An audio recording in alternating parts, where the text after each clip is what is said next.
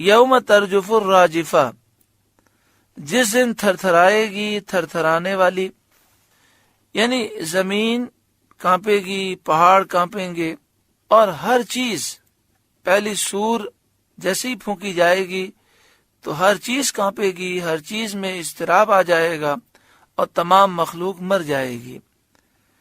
تتبعها الرادفہ، اس کے پیچھے آئے گی پیچھے آنے والی، یعنی دوسری سور پھونکی جائے گی جس سے ہر چیز اللہ کے حکم سے زندہ کر دی جائے گی۔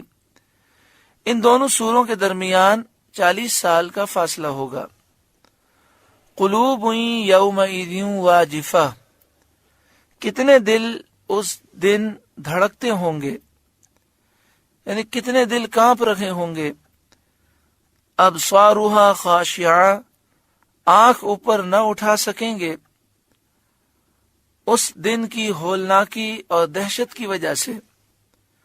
یہ حال کفار کا ہوگا کہ شرم کے مارے اور خوف کے مارے اور قیامت کی ہولناکی کی وجہ سے آنکھ اوپر نہ اٹھا سکیں گے، دل کانپ رکھے ہوں گے۔ یقولون، کافر کہتے ہیں، یعنی جو کافر مرنے کے بعد اٹھنے کے منکر ہیں، جب ان سے کہا جائے کہ تم مرنے کے بعد اٹھائے جاؤ گے تو وہ کہتے ہیں اَإِنَّا لَمَرْدُودُونَ فِي الْحَافِرَةِ، کیا ہم پھر الٹے پاؤں پلٹیں گے، یعنی موت کے بعد پھر زندگی کی طرف واپس کیے جائیں گے۔ اَإِذَا كُنَّا عِظَامًا نَخِرَةً، کیا جب گلی ہڈیاں ہو جائیں گے، ریزہ ریزہ بکھری ہوئی ہڈیاں ہو جائیں گے، پھر بھی زندہ کیے جائیں گے۔ قالو، وہ بولے، تلک اذن کرۃ خاسرہ، یوں تو یہ پلٹنا تو نرا نقصان ہے، خالص نقصان ہے، یعنی اگر موت کے بعد زندہ کیا جانا صحیح ہے اور ہم مرنے کے بعد اٹھائے گئے تو اس میں ہمارا بڑا نقصان ہے، کیونکہ ہم دنیا میں اس کا انکار کرتے رہے ہیں۔ یہ بات انہوں نے مذاق کے طور پر کہی۔ اس پر انہیں بتایا گیا کہ تم مرنے کے بعد زندہ کیے جانے کو یہ نہ سمجھو کہ اللہ تعالیٰ کے لیے کچھ مشکل ہے، دشوار ہے،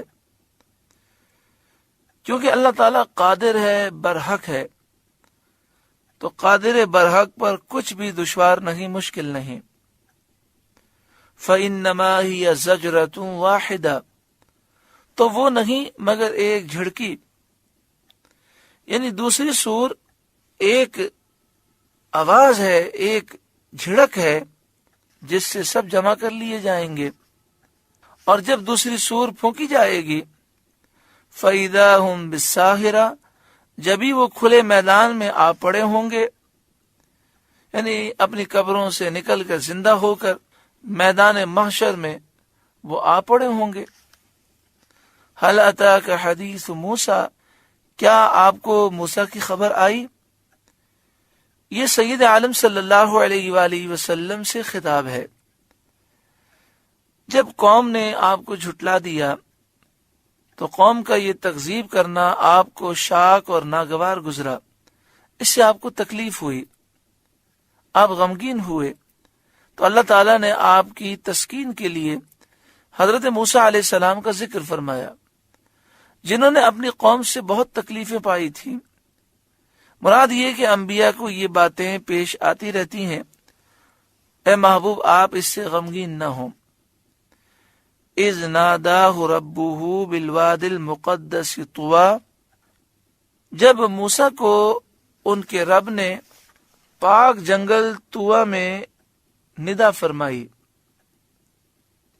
جو ملک شام میں کوہ طور کے قریب ہے۔ طویٰ ایک پاک جنگل ہے، ایک پاک وادی ہے جو کوہ طور کے آس پاس ہے ملک شام میں، جہاں حضرت موسیٰ علیہ السلام پر وحی نازل ہوئی۔